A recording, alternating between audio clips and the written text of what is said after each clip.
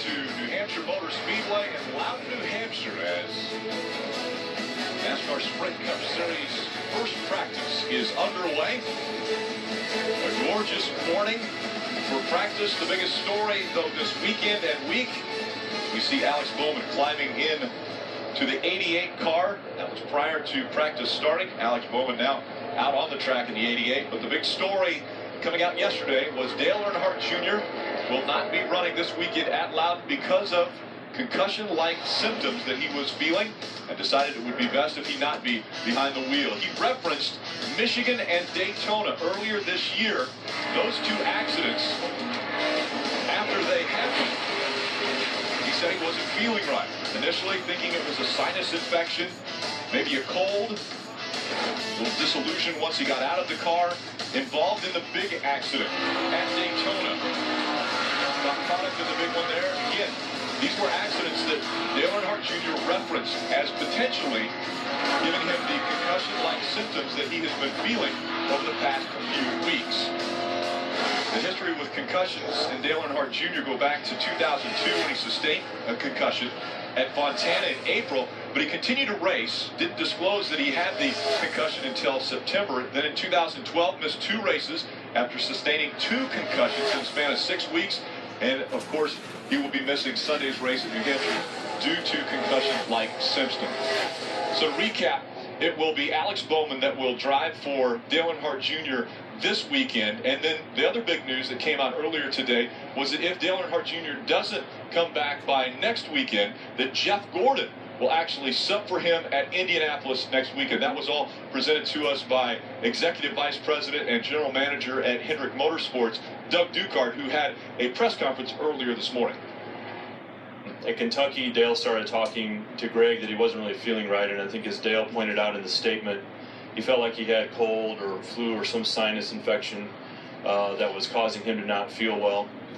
On Tuesday, he notified Greg and I Tuesday morning before our competition meeting that he still wasn't feeling real well. He had gone to the doctor to try to understand what he had going on. Again, he thought he had some sort of sinus infection. And at that point, he told Greg and I to be thinking about potential backup plans. Dale then went and saw a team of neurologists, and in the past 2 days have been going through some tests. And yesterday around noon is when I found out that Dale could not be in the car for this weekend based on their suggestion. And of course, as Rick said, we 100% support that, and as Dave said, we're proud of him making that decision. The most important thing in this whole process is for Dale to get better and feel better, and we're going to let that happen on the timeline that it's going to happen on.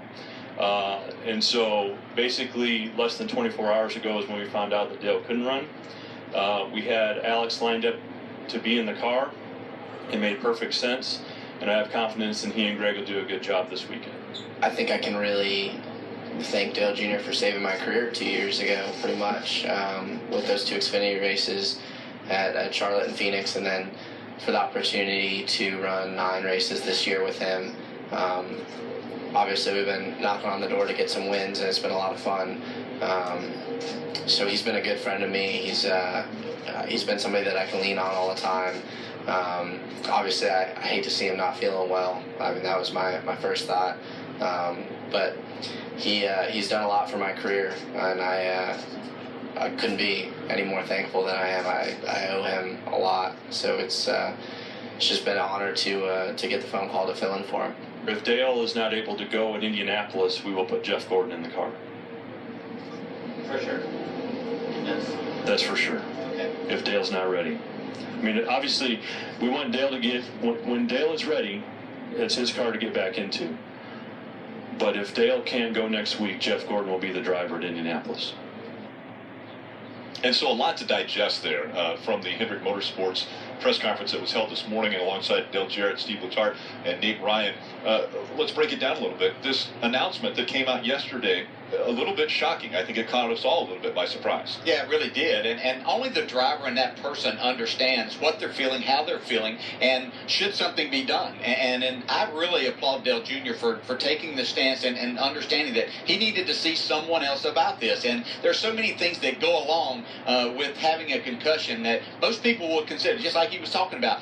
Was he just getting sick? Was it sinus infection, something like that? But when you start talking about other things, balance-wise, and different things that go along with that, sometimes you want to just pass them off, go on and do your job. He understood that he could not do his job. And many of us, and Dale Jr. included, have gone through times like that where we just stayed in the car and it wasn't the right thing to do. So I really applaud him. They made a great choice in Alex Bowman, who is very capable of getting in and doing a good job for him this weekend. Yeah, I think NASCAR's approach to the point system has helped drivers make this decision. You can sit out a race or two races and still be eligible for the chase. But, when I heard the news, my first concern was to my friend. Dale Earnhardt Jr. is a competitor on the racetrack and a very popular one, as we know. But more importantly, his health should be his number one concern, as is his health is my concern, way more of what happens on the racetrack. So it'll be interesting to see the weeks and days to come, how it comes. Hopefully it's a short-lived issue. He can get back in the race car. But I agree with you, Dale. I applaud Dale Jr. for sitting out, because I think it, not only for him, but Dale Jr. is an icon in NASCAR. He's the most popular driver. And I think he sends a message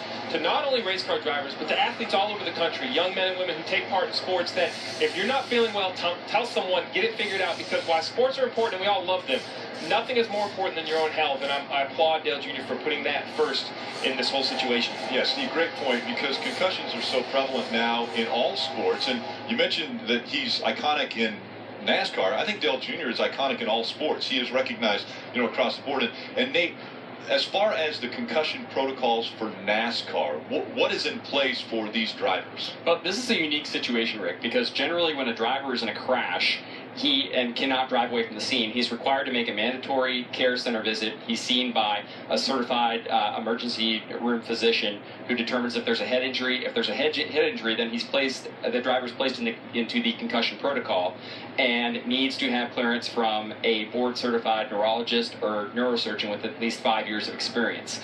In this situation, Dale Jr., in the two accidents that he had that he referenced in the release yesterday, Michigan and Daytona, he drove away from both of those accidents and returned to the garage. So he did not go to a care center visit. So when we talk here about that Dale Jr. essentially got out of the car on the advice of his doctors, NASCAR was not involved in this process, as they would have been if he had gone to a care center at a track and been placed in their concussion protocol. I've been told by NASCAR that Dale Jr. now will enter their concussion protocol now that he has disclosed that he has been suffering from concussion-like symptoms, and NASCAR will work with the doctors and him. And so now Dale Jr. will fall under that concussion protocol where he will need clearance from a neurosurgeon neurologist with at least 5 years experience before he is allowed to return to the car.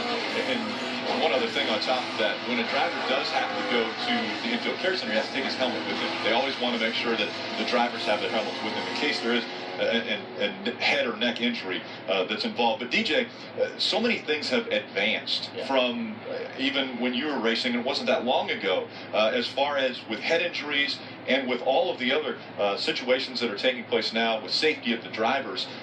Explain to us a little bit. Some of those accidents that we just saw Dale was in there, we think, well, those weren't that big compared to some of the things we've seen, but they all add up. Yeah, they do. And I think that's the thing that I was thinking most as I watched this, is we don't understand that it doesn't take this massive hit for our brain to do things and for things to become not normal for us. And a lot of times you just pass that off. And I know until I had a concussion in 2001, that was the most severe one that I had, I then realized that there were other concussions that I had, and we didn't have really anything in place at that time. And so I drove through that, as did many other drivers I know in those situations, as did Dale Jr.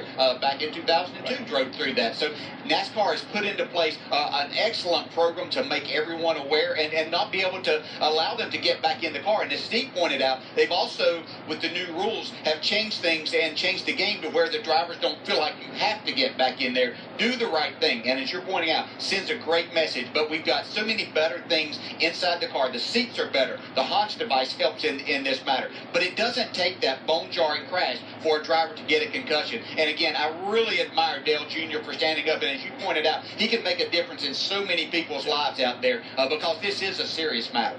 one of the biggest proponents for safety in NASCAR. We're lucky to have him as part of our team, is Jeff Burton. Jeff, what did you think when you heard this news yesterday? Well, obviously, like everyone else, you're first concerned about, about Dale Jr. or anybody that has an injury. And, the other thing that immediately came to my mind is we've talked about a concussion protocol, and we've talked about all those things, but no doctor knows that Dale Jr. is not feeling well if Dale Jr. doesn't go to the doctor and say, hey, I need to know what's going on. That takes a tremendous amount of courage. It's one thing to say, hey, I'm not going to work. It's another thing to say, I'm going to get my race car up, and the thing that I've worked my entire life to do, the passion that I have, I'm trying to make this chase. This decision to go see the doctor could be a huge impact on all those things I've worked this hard to do. It's easy to say, I'm going to do it. It's a whole other thing to have the courage to do it. And leadership comes in a lot of different forms. But I think one of the most effective forms is by example. And in this case, Dale Jr. leading by example. And without having to say anything, just going to the doctor, telling people I can't race, not making a big deal out of what he had to do personally, but that's what he did. He sacrificed. And listen, if you're a kid playing soccer, if you're a kid in a race car, if you're an adult that plays in a basketball league and you see Dale Jr. make this sacrifice, it has to mean something. It has to have a positive influence. So, I think it did take a lot of courage. It wasn't easy to do. And I really, really have a great deal of respect for Dale Jr. for having the courage to make this decision. And listen, we hear all the time about safer barriers and HON systems and all the stuff that's inside these race cars. If anybody thinks this isn't dangerous, then it lost their mind. Anytime you sit in something that goes as fast as these cars go, with the action that we see every single week, the racing that we all love to watch, this is not a safe job, period, end of story. And it gets a little irritating to me when we see a wreck and everybody's like, oh, he's okay. Well, you go home with that guy. You know what I mean? It's not as easy as just saying he's okay, because it's very physical what these guys do. And we should all, really, in all honesty, we should all appreciate what they do, because we enjoy watching it, but in no means is this a safe way to take a look. Great point, Jeff. And the reason Jeff is down in the garage to be right there hands-on with this story and all of the developing stories that are going on at the track. But Jeff, as we're watching Alex Bowman go back out onto the track, you have been a substitute driver. What's in front of Alex Bowman now for this weekend as far as substituting for the most popular driver in NASCAR?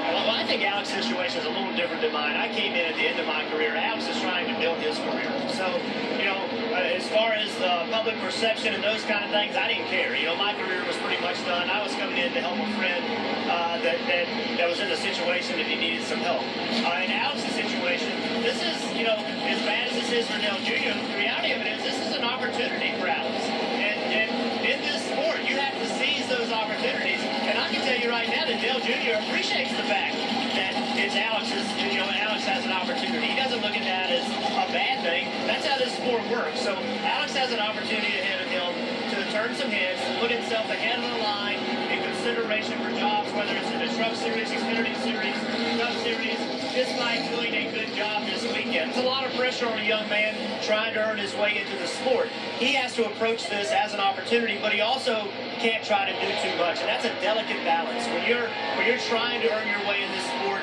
and as hard as it is to get to this level, it's hard not to try too hard. It's hard not to come out and do too much. So he has a delicate balance that he has to walk this weekend, but he has a solid group around him. I'm sure Dale Jr. will be talking to him. I'm sure the team will be talking to him. And hey, look, his speed's pretty good right now. You know what I mean? He's come out. He's competitive right off the bat. His first run on the racetrack was competitive, has good speed, and I think that goes a long way to building a good weekend, because now you have a good solid foundation. You're not chasing a setup that's way off. You're not chasing a driver that doesn't know what he's doing. Now they can build on this foundation. That's the start that they needed. And he's already completed the most laps in this first practice. He just completed his 13th lap and moved up the charts to 16th. The reason for Alex Bowman, he has a relationship with Hendrick Motorsports and Junior Motorsports. He drives for Junior Motorsports in the Xfinity Series, has already raced in 4 races this year in the 88 and the NASCAR Xfinity Series. So that's the relationship and why Alex Bowman is behind the wheel of the 88 and the Cup Series this weekend. Yeah, and I can add a little personal side to this too.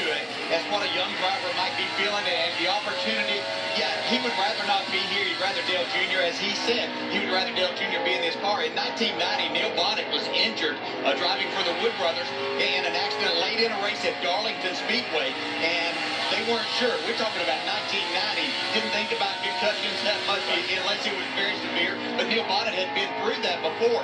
The Wood brothers called me because the race was at Bristol the next weekend and said, look, we don't know if this is 1 week, if this might be 5 weeks, but we would like for you to drive Neil's car. And I'll never forget Neil Bonnet getting in touch with me and saying, hey, I appreciate you doing this. I don't know how long it will be, and if you'll hang on and for as long as you possibly can. As it turned out, it was probably the biggest break that I ever had in my career. The Wood brothers selecting me, Neil Bonnet